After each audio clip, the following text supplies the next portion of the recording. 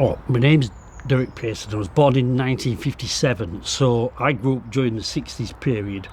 We left Lidget Green, I think, when I was 12 to go live in Willesden. So for me growing up, it was cobbled streets. Up until the age of 12, it was just urban kids running around, getting into trouble and stuff like that. Mischief, I think it was now. Antisocial behaviour, it would be called now. I think in that time period, in the 70s, I've said before, it was quite a violent time then. Gang culture, people talk about gang culture now, but then it was different areas were violent toward different schools, so naturally it got into football and everything. The whole world seemed to be more violent then. Punk, going back to punk music, people love to talk about it, but it wasn't wildly and widely accepted. It was so antisocial, was punk. It was so out there. I mean, God Save the Queen. I mean, of anything, did you want to upset anybody more by when God Save the Queen? So, punk, my favourite non-soul records are the Sex Pistols. And to go from Northern Soul to the Sex Pistols.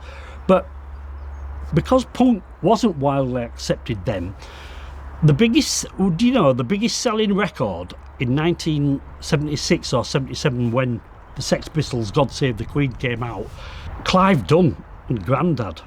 That was the biggest selling record in the same year that the Sex Pistols' God Save the Queen came out. And you think, how can that be? But that's what the majority wanted. I mean, I grew up on the Stylistics.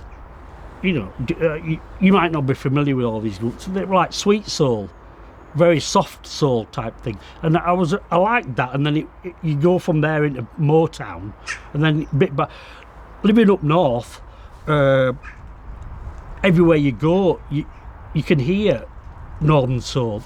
I have to go like that, you see, where you go, because your relatives, you probably your older brother and older sister grew up on it.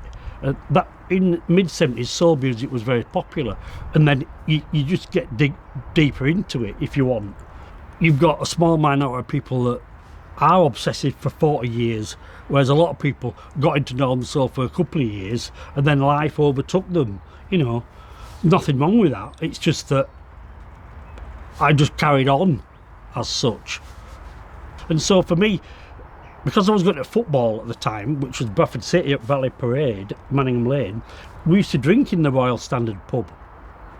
And then from that, it was one of the few pubs that was open on a Sunday night, and that had punk nights. They played punk music, was so out there that they didn't give it Friday or Saturday night. It was a Sunday night to fill dead time. And so we used to go there on a Sunday night. That's how I got into punk, but not, I saw Stranglers and Adverts and Ian Jury, because concerts were like that then. I think I've said to you before, we went to see Stranglers for £1.50 on a Wednesday night at St George's Hall, and then saw Ian Jury for £1.25 on the Saturday night. There were so many groups on then. It was so dramatic, was punk, that it has to burn brightly for a very short time, because it can't burn for much longer than a year or two, because it burns itself out. Yes, it was I always think it was a great time. I mean, if young people these days don't go out drinking because they always say it's so expensive, but life's expensive. Buying this house was everything's expensive. Cars are expensive. What are you supposed to do, live in a cave all your life? I've still got probably 90% of all the records I've ever bought. That's why you're not getting inside my house, because it's just full of records.